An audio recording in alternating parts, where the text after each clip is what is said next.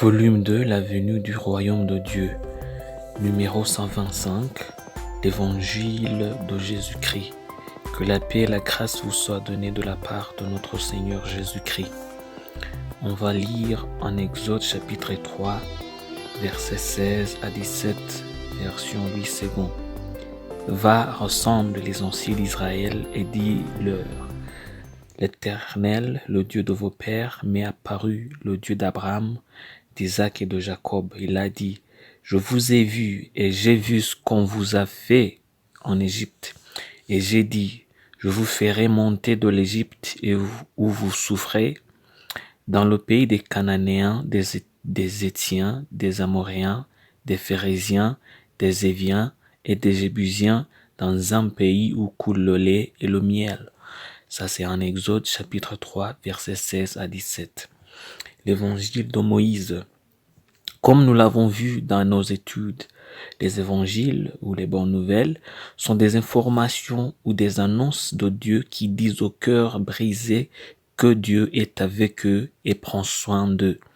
Lorsque les Hébreux étaient en Égypte, après que Joseph ait été oublié et effacé de l'histoire égyptienne, ils ont été troublés, maltraités et sont devenus des esclaves égyptiens.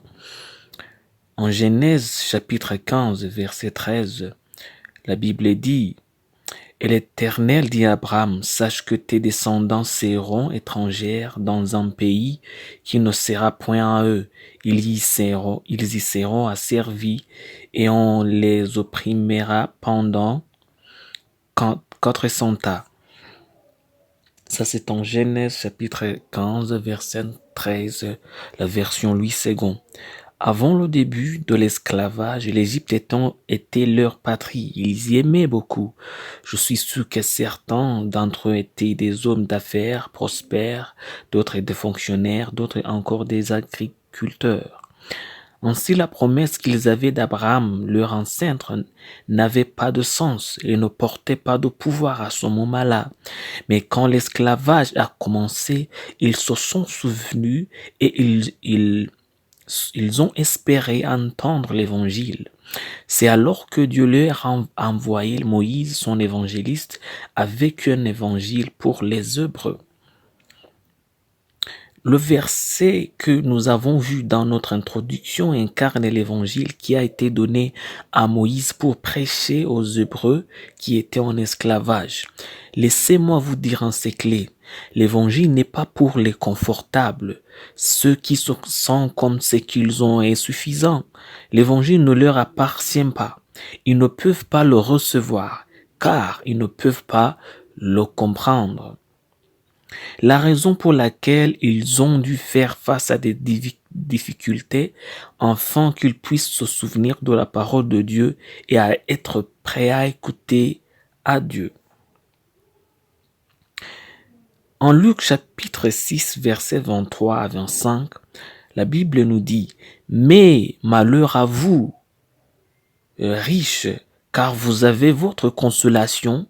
Malheur à vous qui êtes rassasiés, car vous aurez faim.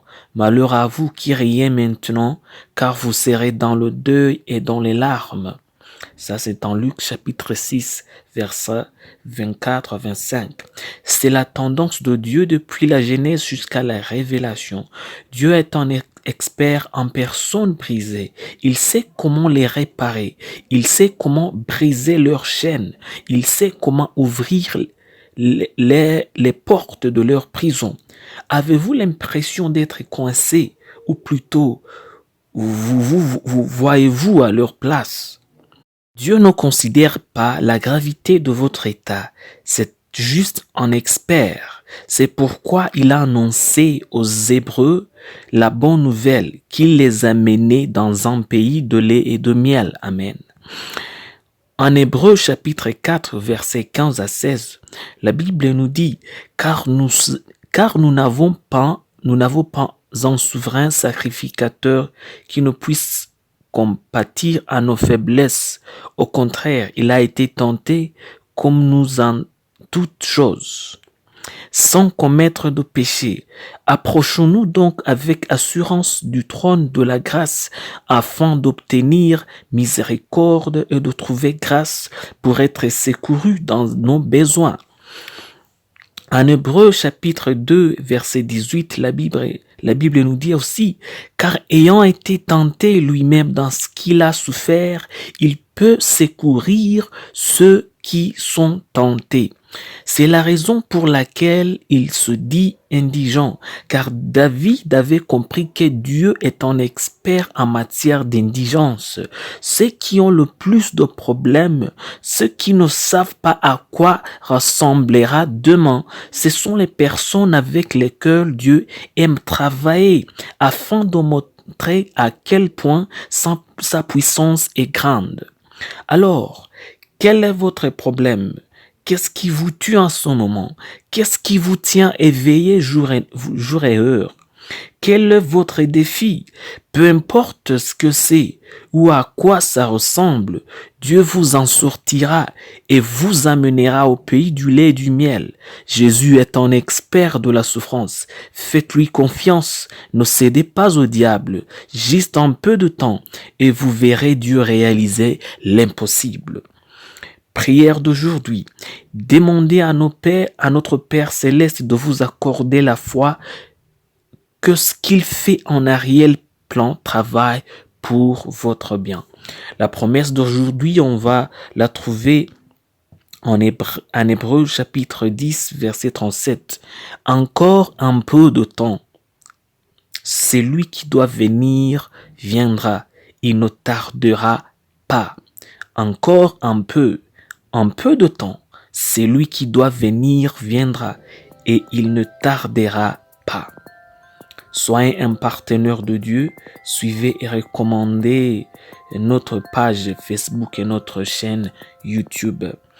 Cet message vous a été préparé par le Ministry of Unlimited Holy Ghost et vous a été présenté par Mauro Dieu d'amour. Que Dieu vous bénisse et que la paix du Seigneur Jésus-Christ reste avec vous au nom de Jésus-Christ.